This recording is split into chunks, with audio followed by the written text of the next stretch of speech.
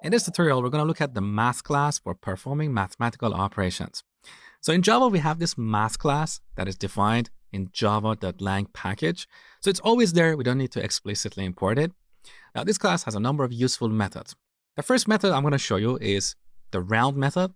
And with this, we can round a floating point number to a whole number. So as you can see, this method is overloaded, which means it's implemented twice. In the first implementation, it takes a float and returns an int. In the second implementation, it takes a double and returns a long. So let's pass 1.1 as a float to this method and store the result in an integer, like this. Now we print the result and we get 1. Beautiful. Another useful method is ceil or ceiling, which returns the smallest integer that is greater than or equal to this number. So the ceiling of 1.1 is 2. Now here we have a compilation error because this method returns a double, but we're storing the result in an integer. So here we need to explicitly cast this to an integer.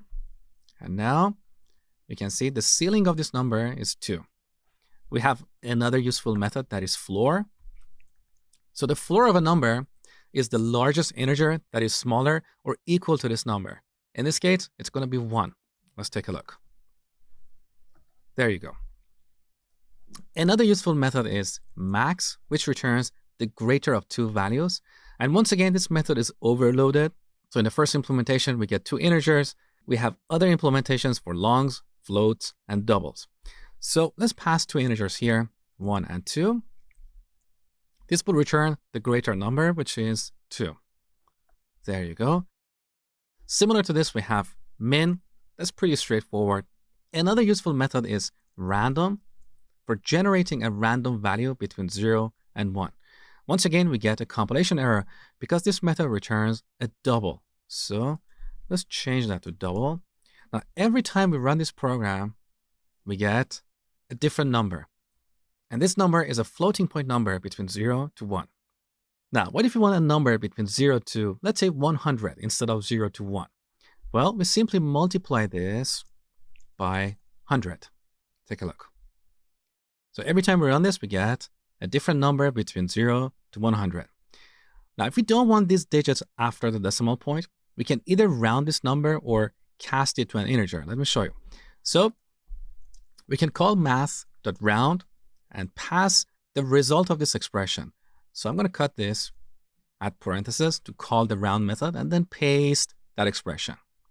Now let's run this code. So every time we get a double, we still have the fraction here. So we can change the type to an int. Now we have a compilation error because the round method returns a long, but here we have declared an integer. This is one of those cases where implicit casting cannot happen, because we have a value that is represented in 8 bytes of memory, and we want to store that in a variable that has only 4 bytes of memory. So implicit casting doesn't work, but we can use explicit casting because we know the result of this expression is a number between 0 to 100. So we can definitely store it in an integer. So let's add int here. Now let's run this again. There you go. Now, what if we don't use the round method here? Let's see what happens.